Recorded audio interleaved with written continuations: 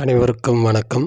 இன்று தமிழ்நாட்டில் பெரும்பாலான மாவட்டங்களில் கிட்டத்தட்ட 18 மாவட்டங்களில் கன முதல் மிக கனமழைக்கான ஒரு வாய்ப்பு உள்ளது. அதேபோல இன்று பெரும்பாலான மாவட்டங்களில் பள்ளிகளுக்கும் கல்லூரிகளுக்கும் விடுமுறை அறிவிக்கப்பட்டுள்ளது. நாம் எதிர்பார்த்த ஒன்று.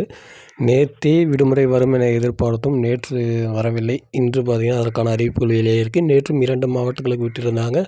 அதேபோல் இன்றும் பார்த்திங்கன்னா ஒரு 4-5 மாவட்டங்களுக்கு விடுமுறையானது அறிவிக்கப்பட்டிருக்கிறது.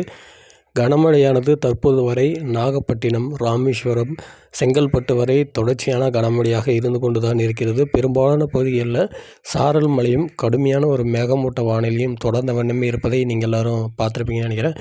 ஸோ இந்த மழை எப்போது தீவிரமாகும்? கடலோரத்தில் மட்டுமே தீவிரமான அதிதீவிரமான கனமழையானது விடாமல் பெய்து கொண்டிருக்கக்கூடிய இந்த ஒரு நிலையில் உள் மாவட்டங்களில் எப்போது மழை இருக்கும் அப்படி என்றால் இன்று மதியத்திற்கு பிறகு பெரும்பாலான மாவட்டங்களில் மத்திய உள் மாவட்டங்கள், வட உள் மாவட்டங்களில் ஆங்காங்கே பரவலானதொரு மழையை எதிர்பார்க்கலாம். ஒரு சில இடங்களில் நாம் கனமழையை எதிர்பார்க்கலாம். கடலோர மாவட்டங்களில் கனமழை, அதிக கனமழையை கூட எதிர்பார்க்கலாம்.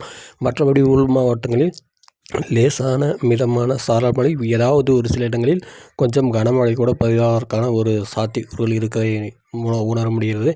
வரக்கூடிய மணி நேரங்களில் இந்த மழையுடைய தீவிரம் படிப்படியாக முன்னேறும் என எதிர்பார்க்கப்படுகிறது. காலையிலிருந்து அதிகாலையிலிருந்து பெரும்பாலான பகுதிகள் சாரல் மழை தொடர்ந்தாலுமே ஒரு மதியம் 12 மணி பிறகே பார்த்திங்கன்னா பெரும்பாலான மாவட்டங்களில் ஒரு லேசான மிதமான வலுவான கொஞ்சம் சற்று கனமழை கூட வருவதற்கான சாத்தியக்கூறுகள் இருக்குது.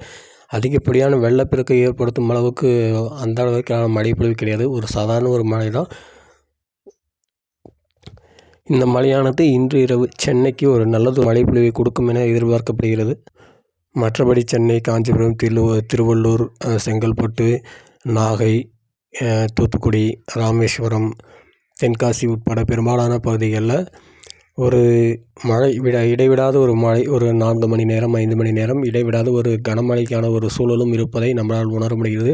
இலங்கையை ஒட்டிய கடலில் இருக்கக்கூடிய இந்த காற்று சுழற்சியானது தற்போது அரபிக்கடலை நோக்கி பயணப்பெற்றிருக்கிறது. இதன் விளைவாகவே உள் மாவட்டங்களில் மழைப்பொழிவானது சற்று தீவிரமடைய தொடங்கியுள்ளது.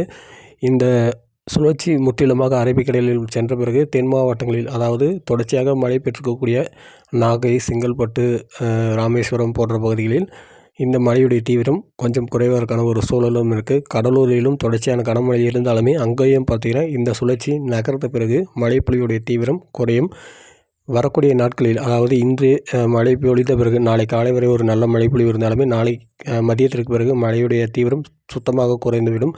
அங்கங்கே மேகமூட்ட வானிலை இருந்தாலும் பெரிய அளவிலான ஒரு மழைப்பொழிவுக்கான சூழல் கிடையாது. வருகின்ற 22ஆம் தேதியிலிருந்து புதிதாக ஒரு சுழற்சி தமிழ்நாட்டை நெருங்க இருக்கிறது. அதன் காரணமாக 25, 26, 27 உள்ளிட்ட குறிப்பிடப்படும் தேதிகளில் நல்லதொரு கனமழையை நாம் பெரிய அளவில் எதிர்பார்க்கலாம். வெள்ளப்பெருக்கிற்கான அபாயம் கூட இந்த மழை பொழிவில் இருப்பதற்கான ஒரு சாத்தியக்கூறு உள்ளதை போல தான் நமக்கு தெரிகிறது. பொறுத்திருந்து பார்க்கலாம். நல்ல மழை கிடைக்கும் என நம்பிக்கையுடன் நானும் இருக்கிறேன். நீங்களும் அதே நம்பிக்கையோடு இருங்கள். நன்றி.